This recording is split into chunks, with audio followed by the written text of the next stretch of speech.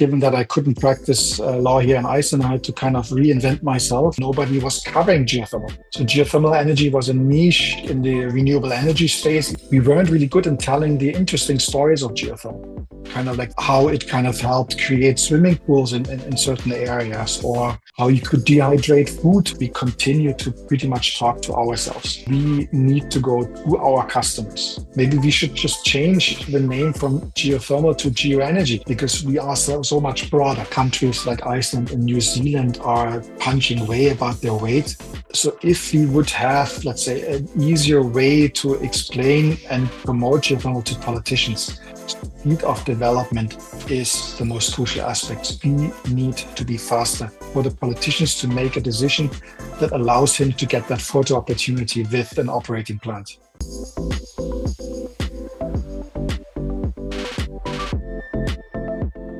Welcome to Geothermal Unleashed, the podcast where we dive into the frontier of geothermal energy and its role in the global energy transition.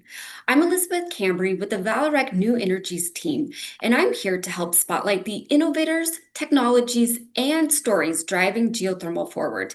Today, I'm thrilled to welcome Alexander Richter. He's the founder and strategic advisor of ThinkGeoEnergy, the leading global platform for geothermal news and insights.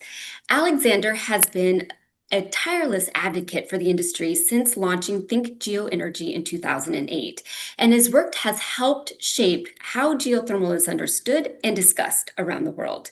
So Alex, let's get things kicked off with an introduction. I would love to hear about your educational background and career path, and most importantly, what led you to geothermal. Welcome. Wow, yeah, thanks for having me. Educational background and how I ended up in geothermal. Well, it's probably for many quite an interesting story, and also shows that things can go different paths in life. So I actually studied law, and after I finished my law degree, I moved to Iceland to follow my then girlfriend, now wife. And given that I couldn't practice law here in Iceland, I had to kind of reinvent myself, and decided then to do a master in electronic commerce and studied in Canada. And after I came back with some steps in between, I joined an investment bank here in Iceland, first working on global fishery related activities. And then we established a geothermal energy team within the bank. And that's kind of how I came into geothermal with no technical background whatsoever, and started doing research in the bank, and we followed a lot of the geothermal activities back in 2006 to 2008 in the United States and globally. And yeah, that was it. That's kind of how I landed up in geothermal. I love it.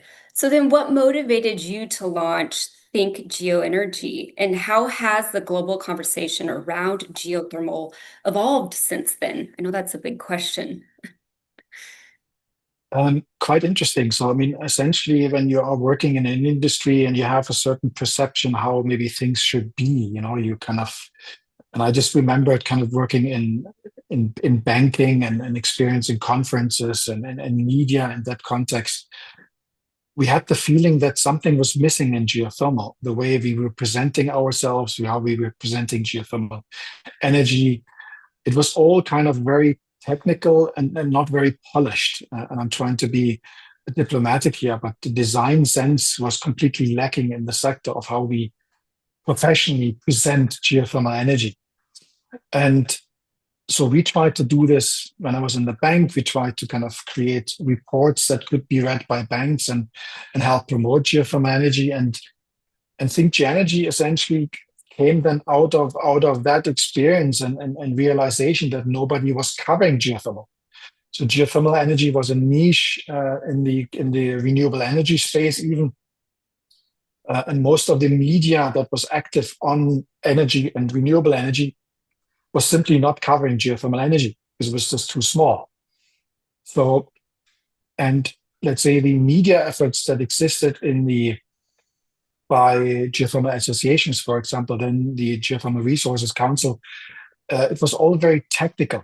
It was always about technical aspects of geothermal, about turbines, about drilling, about challenges, and so on. It just never combined, let's say, the general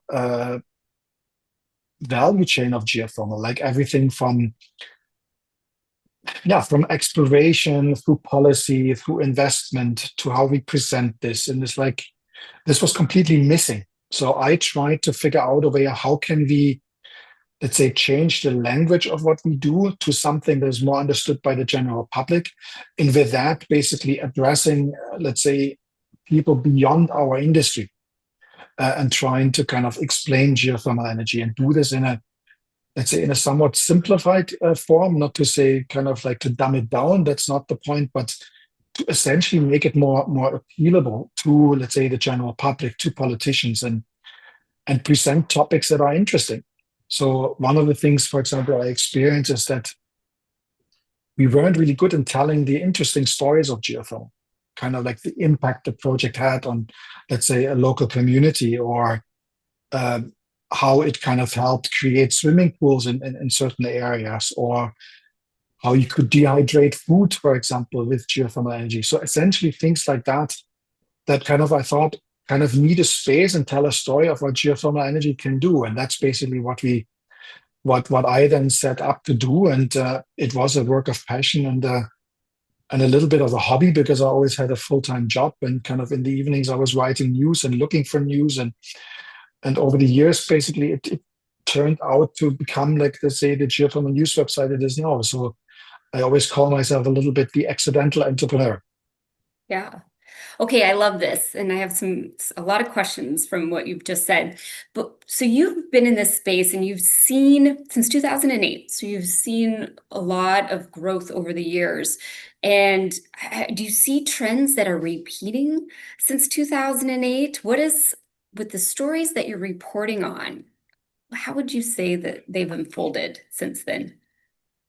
It is very interesting. So, I mean, of course, when I joined the sector, kind of we were the young kids on the block, and of course now there's a new generation coming into geothermal, and they have different views on the sector. So it is really interesting kind of to see how the waves are going, both, let's say, on a human basis, on that relationship basis, but also, I guess, with things that we've seen throughout the years. So back in 2008, we had high oil prices. And at that time, a lot of countries that depended on oil for power generation were looking into geothermal. So there was a big interest back then in geothermal, for example, in the Caribbean and elsewhere.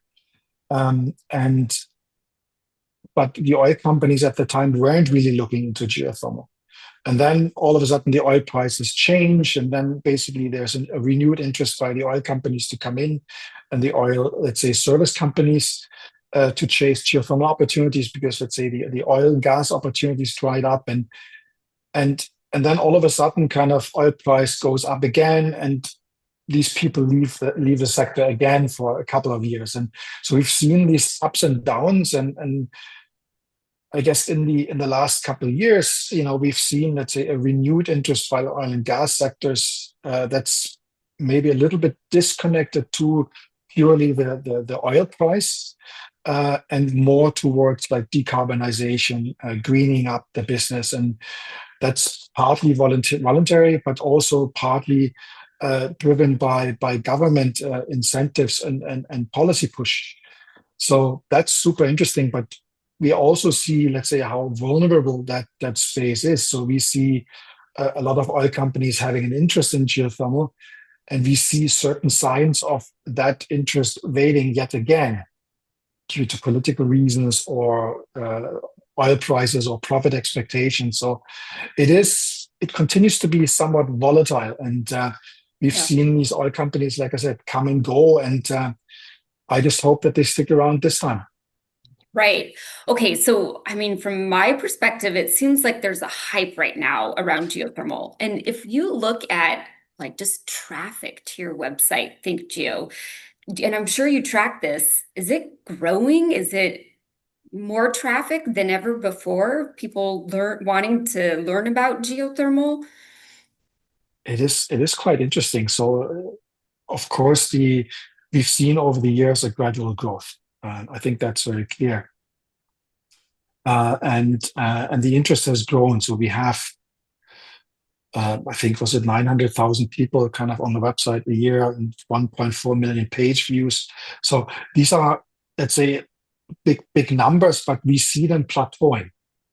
Both in subscribers, etc. And that, I guess, has less to do with, let's say, waning interest, but rather than also changing uh, communication patterns. So we see that social media or attention spams are, let's say, focusing on short pieces, let's say on LinkedIn, and less kind of on the website. People are less inclined to kind of sign up for newsletters. They use their own kind of news scraping tools, etc. So it's an interesting kind of like development. So from a geothermal perspective, yes, we see an increased interest. Does it translate in higher traffic? Yes, it does, but on a, let's say, maybe not as big part as we had expected. But we continue to receive a lot of feedback, kind of how important we are seen in the sector, in the work that we do. And I guess we also see increasingly that people use our newsletter and our news for their own hashed up news reporting within companies. And fair enough, and that hurts us, of course, with blatantly copying our content. So, but that's, I guess, what you can do. And AI is, of course, also a challenge. So do you think your audience is the public, or is it folks that are in the geothermal space? And how, I mean, I think part of what we need to do as an industry is educate the public. How do we leverage social media? Is the industry doing that? Are you seeing that in order to educate the general public about geothermal? So in general, I believe that we are still, the vast majority of our readers are probably people from within the industry or affiliated sectors. But I would say we also get increasingly, let's say, people from the financing sector looking at the site. We know that a lot of this, let's say, the business intelligence and research organizations are using and scraping our website frequently.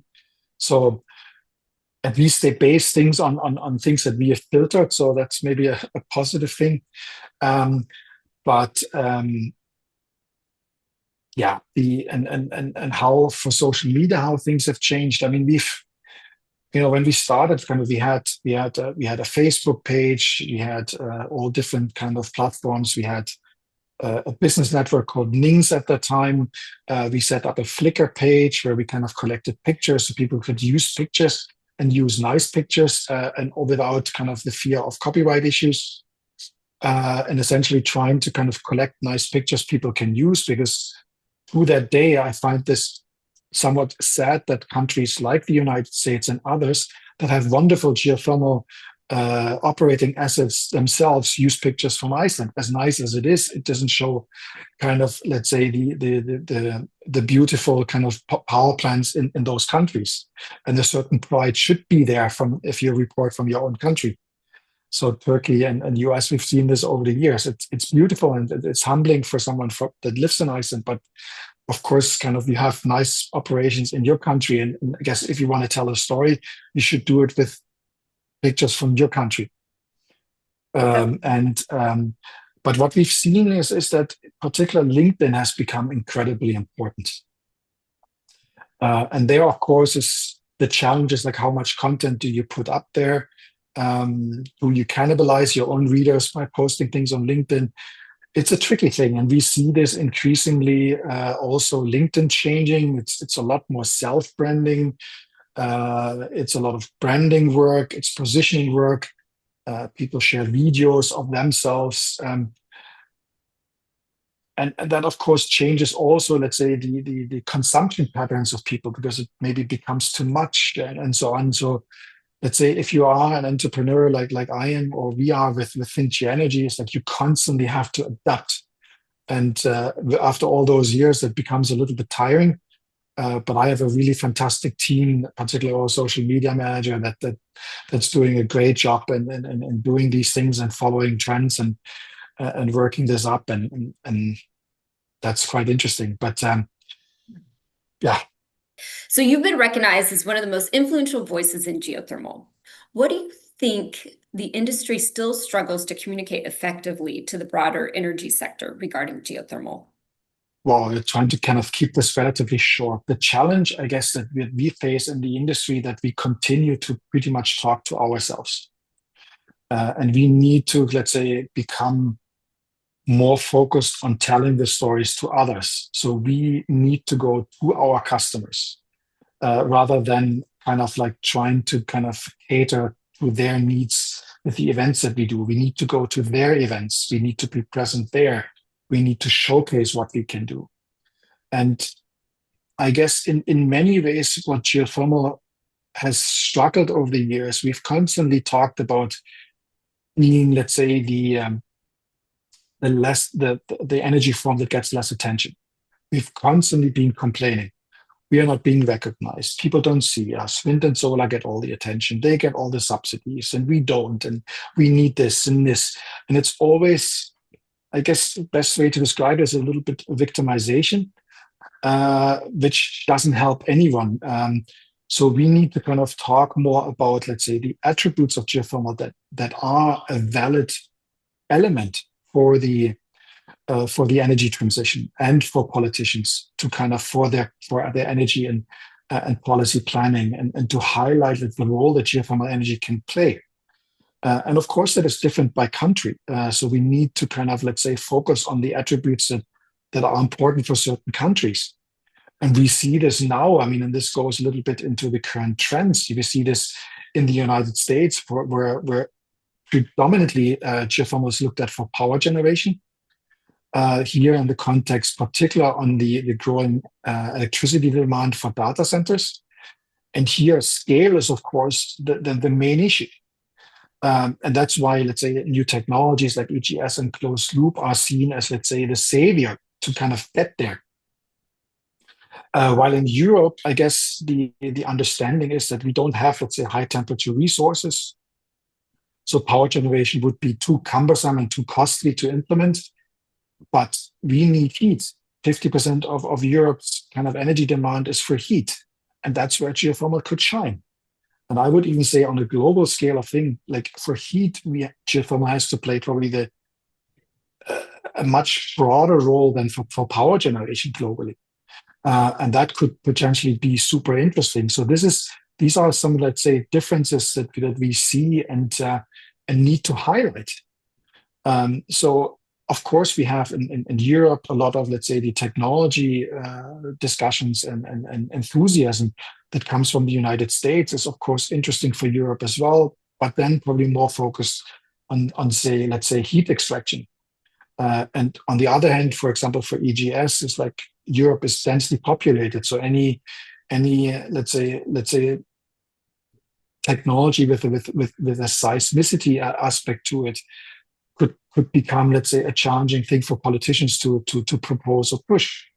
So you see all these different things, and that's what we need to communicate and need to understand.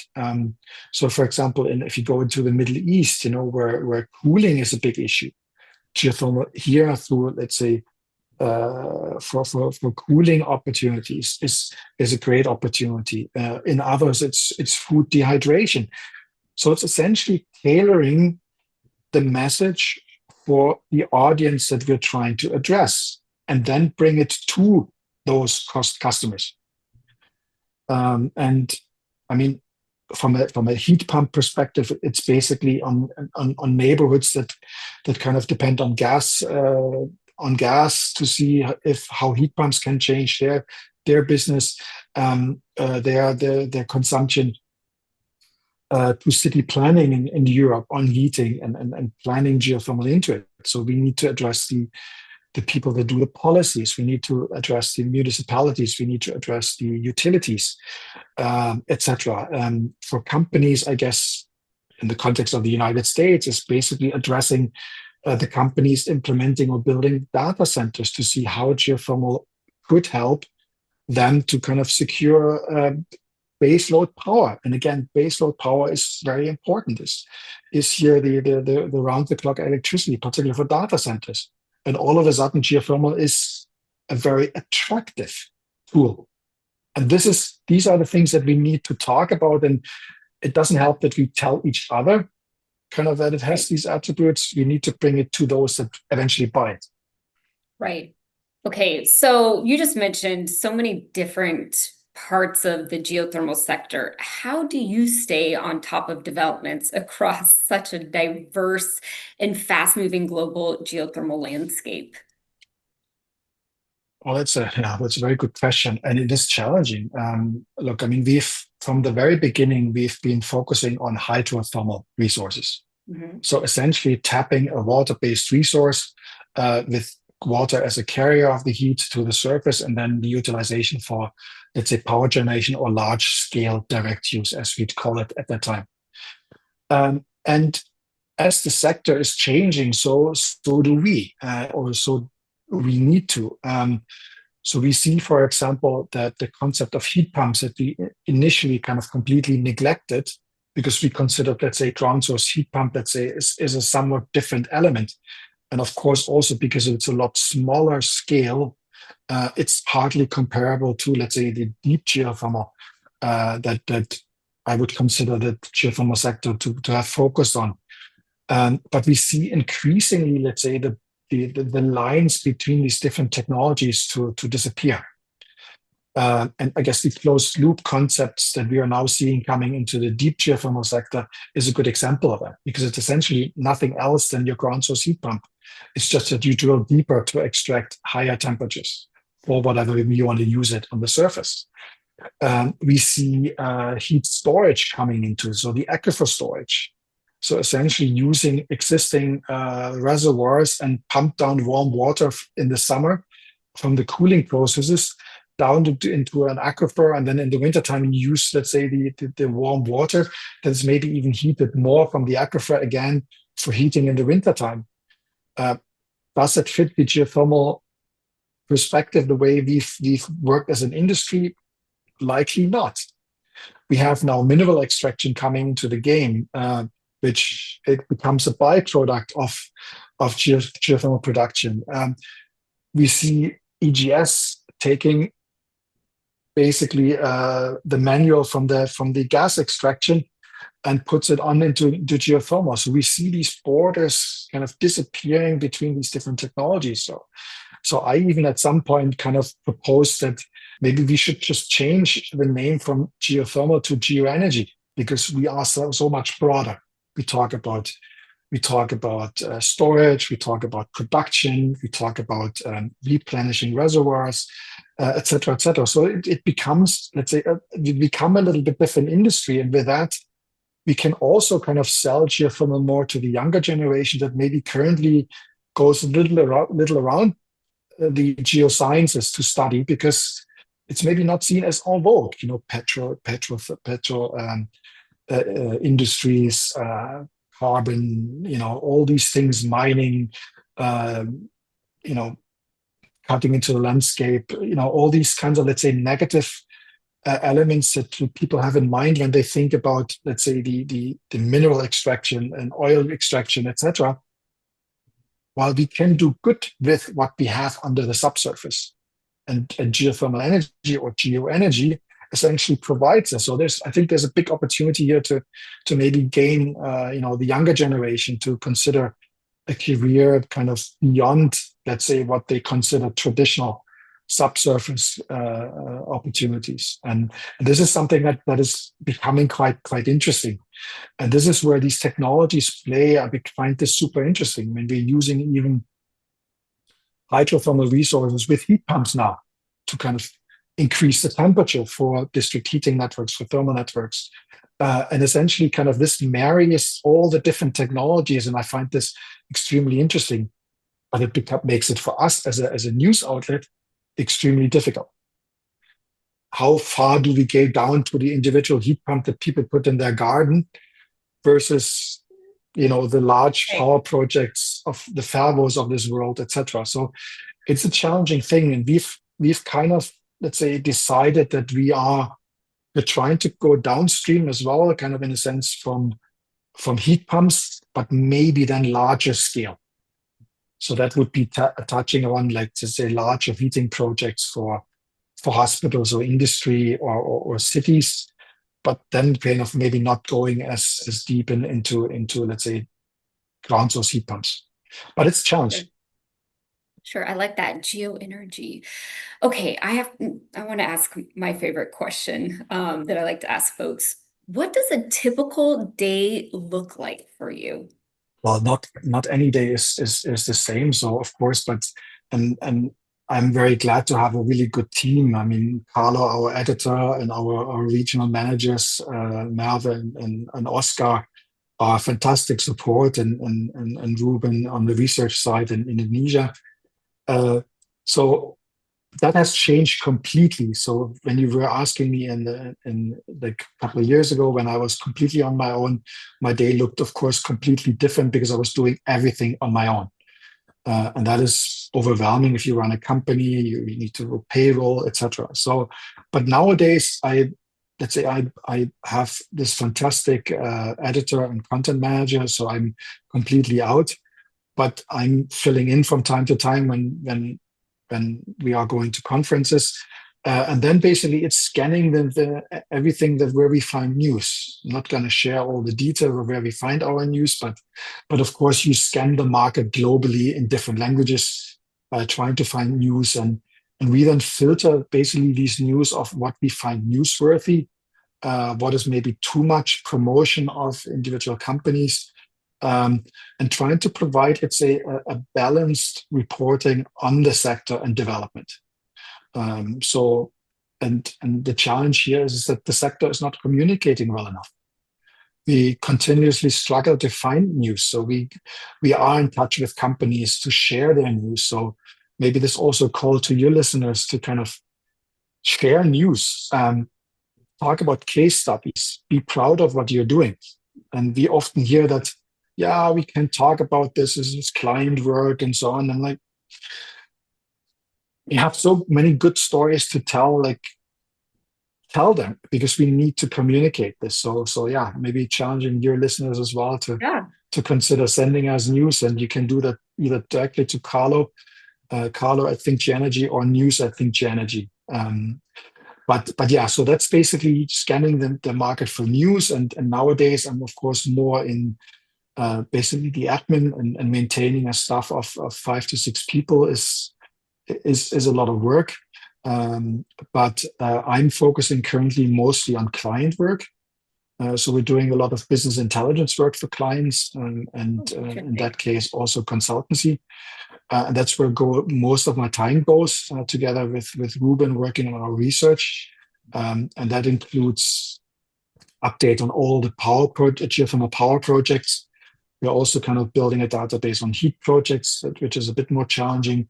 And it's basically providing intelligence to the sector with regards to power generation, to countries, to companies, etc., to really provide, let's say, an informed and balanced overview of where the sector stands. Because we believe that it's utterly important that we as a sector also present, let's say, reliable, trustworthy, and correct data. And that's where we, with our experience, believe are well positioned to bring this to the sector. And we share a lot of that free on our website. For example, our power plant map. We are going to provide some general reports that we're going to sell on our website. And then we do desktop research for clients as a consulting business here, with additional value add with regards to strategic points, go-to-market strategies, etc. So Okay, I that's didn't where realize most of that. my work goes. So Think GeoEnergy has got a database of all of the existing power plants. On projects, correct. Okay. Ooh, I'll have to download that. I didn't realize that. Okay. All right. So from your point of view, which countries are currently leading in innovation around geothermal deployment? That is, of course, a very tough question because every country is so different. But I think over the years we've seen a lot of development and sharing of technological development between different countries, and that has evolved quite greatly. But of course, the United States are still like kind of like an incredibly large player and a driver here with regards to technology development. And that is, of course, due to the finance companies, investment companies that are active in the United States and are willing to invest, particularly here in early stage technologies. So the United States kind of are clearly on the forefront here, while at the same time we see incredibly good efforts in Europe as well. Here on the ORC side, for example, we had quite a few ORC companies building different turbine solutions for the global markets and are becoming increasingly internationally active. We see also, and I think this is where particularly Europe is now seeing that growth in low temperature utilization here paired with heat pumps. That is becoming a very big element. And of course, it's not only geothermal, but it's also seawater heat pumps, air to water heat pumps, basically large heat pump applications for the heating sector. So that's a lot of development. So Europe, the United States, that's basically it. Unfortunately, there's not that much on the technology side coming from other part of the world, but of course, small countries like Iceland and New Zealand are punching way above their weight on new things, be it on super hot resources. With here the Icelandic project KMT and IDDP, or the hot resources project in New Zealand. Here the Carbfix project in Iceland, the CO2 binding in basalt in geothermal wells. So there a lot of things are happening, and there are a lot of really great examples. We see fantastic things from Africa as well, where they're using CO2 from geothermal wells for their greenhouses. We're seeing deep food dehydration in countries in Latin America, in Mexico, for example, or Colombia.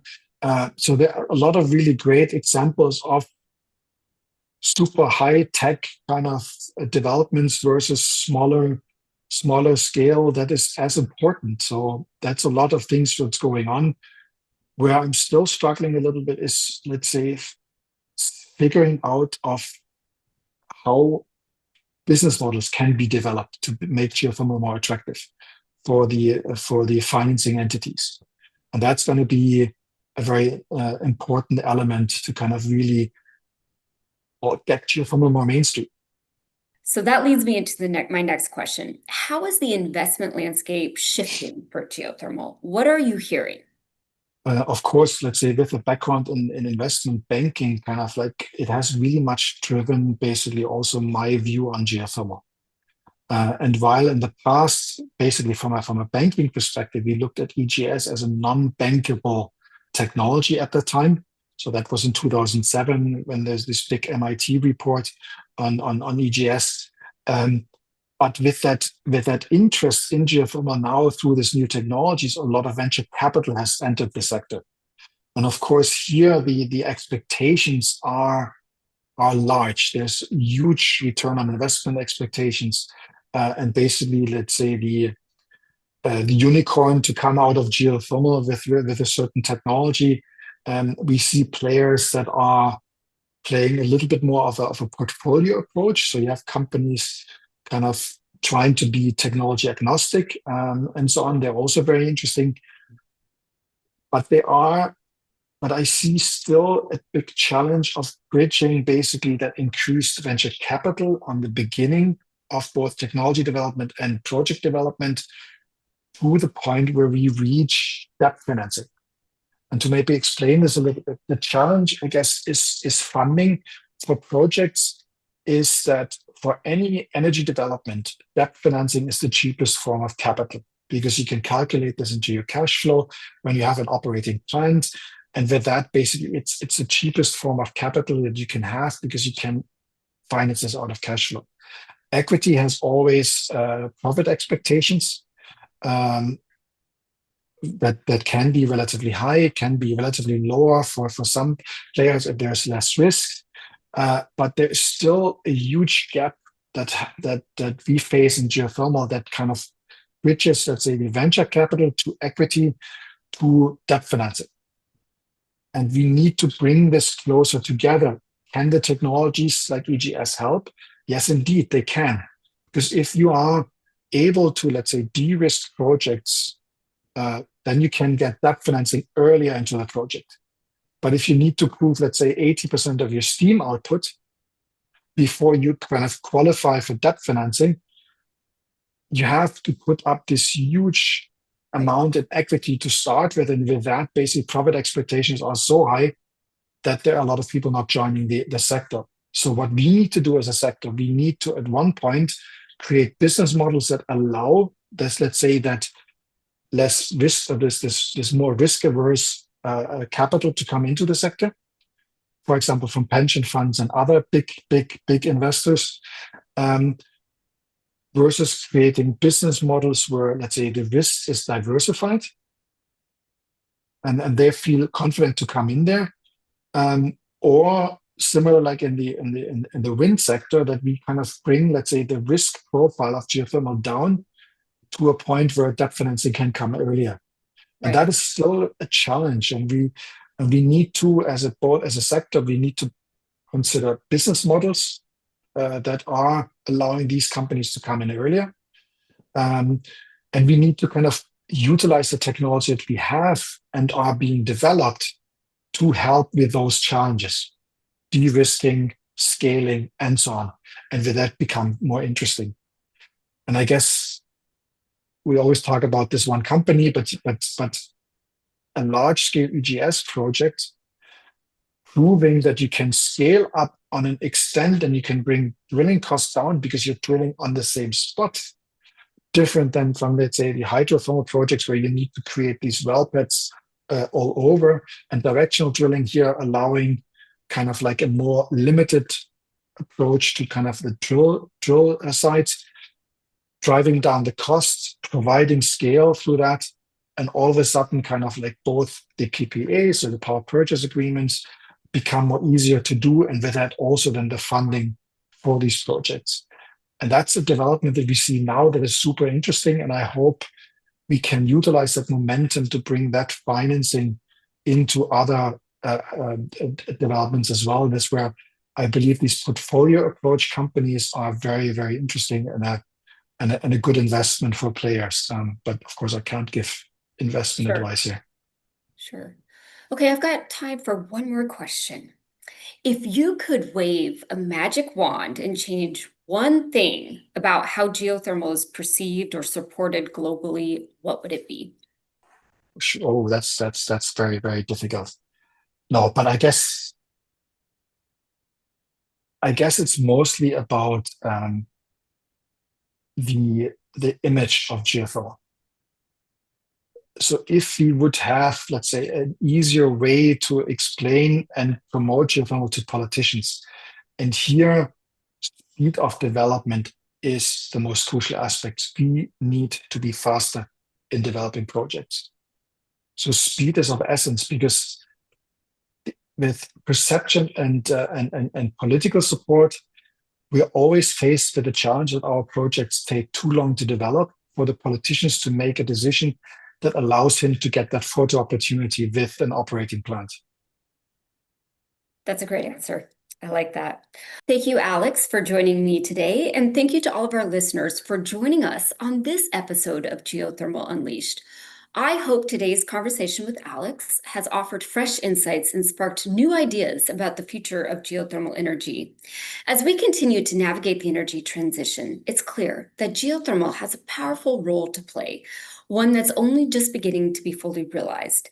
Until next time, keep challenging assumptions, exploring new frontiers, and working together to unlock the full potential of geothermal.